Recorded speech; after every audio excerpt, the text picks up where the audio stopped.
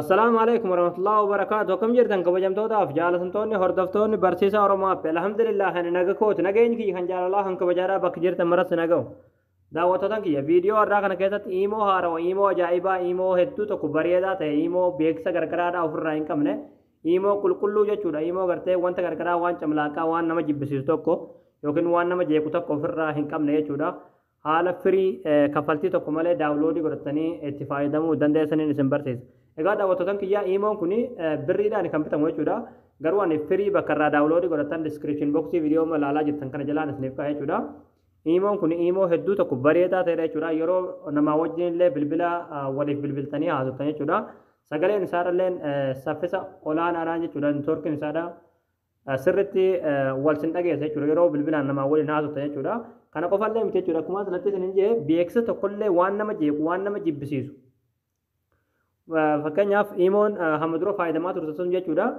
Yeroo namaa bilbiltan ta'e yookiin yeroo namarraa bilbiltanii cufatan akka ta'e viidiyoo sekoondii 30 fa'aa isinii fidee waan camlaaqaa tokko jechuudha. Waan fokkisaa tokko waan qullaa deemaa fa'aa jechuudha isinitti fidee isin ilaalcha jechuudha. Yoo san ilaaluu dhabdan jechuudha. Dirqama san ilaaltan malee eksii gootanii hin baatan jechuudha. Hanga sekoondiin isaadhaa sun dhumu jechuudha. Sekoondii 30 yookiin sekoondii 20 dirqama ilaalaa isin hin jaa jechuudha. Yoo hin ilaalin eksii waan isiniif finneefu dirqama ilaaltan jechuudha. Sun waan hedduu tokko nama jeequudha akkasuma waan hedduu tokko nama jibbisiisu jechuudha. Kun garuu waan tokkollee ofirraa hin qabu imoo ajaa'ibaati jechuudha. Haalaan nama isinitti agarsiisuun buufattanii imoo kana fayyadamuu dandeessan. Hayyee daawwattootaan kiyya gama barumsaatiin darbuun duratti warroonni YouTube chaanaala keenyaaf haarawaa taatan baga nagaan dhuftan jechaa barumsa dabalataa argachuudhaaf chaanaala keenya sabskiraayib godhachuun dagatinaadha. Yeroo sabskraabii gootan barumsuun asirratti dabarsinu guyyaan nama dura akka simbira ga'uuf mallattoo notifikashinii sana kiliikii godhaadhaa achi booda ool kajettoon irra kaayyadhaadha. Viidiyoo keenya nan baay'ee dargee kan irraa fayyadamu laayik godhaadhaa barumsaan garaadhaa isin darbee YouTube chaanaala keenya jala seenaadhaa viidiyoo baay'eetu jira irraa baradhaadha.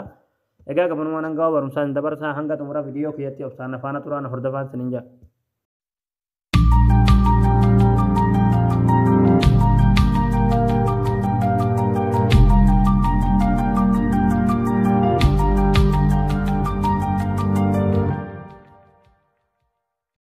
Hayyee daawwattootaan kiyyaa egaa akkuma asirratti isiniin jedhe imoon kun imoo maallaqaan bitamuudha jechuudha. Kanaafuu pilaastoorii keessaa argachuu hin dandeessan jechuudha. Garuu ani kan maallaqaan bitame firii isaadha jechuudha. Kan kaffaltii tokkollee isin hin gaafanne kan itti kaffalame tokko jechuudha. Imoo piroo isaadha. Liinkii isaadha diskiripshin boksii viidiyoo amma ilaalaa jirtan kana jalaan isiniif kaa'e jechuudha. Imoon kun imoo hedduu bareedaa ta'edha. Imoo waa hedduu of keessaa qabudha. Liinkii as jalaa argattanii liinkii irratti kiliikni gootanii. Hayyee daawwattootaan kiyyaa yeroo liinkii irratti kiliik gootan jechuudha. Haala kanaan asirratti hin fidaa. Websaayitii kanarratti hin fidaa. Asirra gadi ni buutu. Imoo hedduu tokko bareedaa ta'e jechuudha. Waan tokkollee ofirraa hin qabu jechuudha. Asirra gabbuutaniituma jechuudha. Gaddeemtaniituma asirratti kanoo daawulood kan jedhu jira kan qalama diimaadhaan barraa irratti kiliik gootu.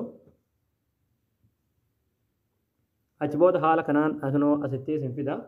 Yeroo haala kanaan asitti isin fide ammallee deebitanii kanoo asirratti kiliik gootu. Achi booda daawulood kan jedhu ni dhufa daawulood irratti kiliik gootu. Hayyee daawwattootaan kiyyaa kanoo amma daawuloodii nu ta'e jira jechuudha.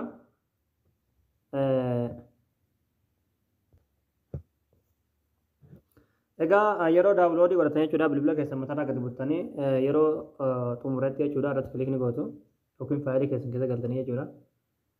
Amma install kan jedhu kiliik gootu. Hayyee daawwattootaan kiyyaa yeroo inni isiniif bu'e jechuudha open irratti kiliik gootaniiti irra galtu jechuudha. Egaa akkuma barame lakkoofsa bilbila keessaniitti guuttattanii baratanii jechuudha. Silaa immoo haala itti baratanii biyyatanii. Nama kiyyaa banuu ookee. Baneetumaan isinitti agarsiisaa fi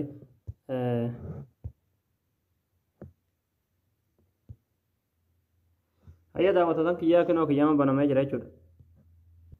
Hayyee daawwattootaan kiyyaa kanoo akkuma asirratti margaa jirtan kanoo beeksisa tokkollee ofirraa hin qabu jechuudha. Waan nama jeequ jechuudha. Waan fofokkataa tokkollee ofirraa hin qabu jechuudha.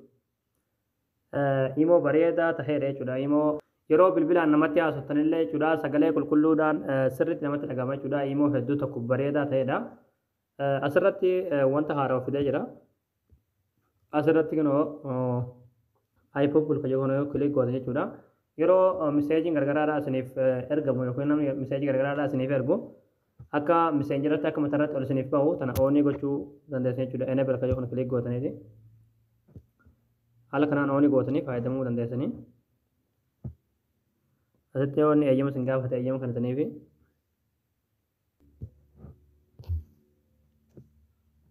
egaa daawwattoota kiyyaa kana haala kanaan jechuudha imoo hedduu tokko bareedaa ta'edha imoo kana buufadhaatee itti fayyadamaadhaan isin jaa imoo hedduu tokko namatti toludha jechuudha hundi keessanuu haala namni isin agarsiisan jechuudha imoo kana kaffaltii tokko malee firiidha itti fayyadamaadhaan isin jaa egaa daawwattoota kiyyaa isin gara jettanii abdii qabaa barnoonni keenya har'aadhaa asirratti raawwataa barumsa bareedaa karraadhaa kan argachuudhaaf chaanaala keenyaaf haareewwata ta'an sabskiraayib gootanii maatii keenya ta'uu dagatinaadha.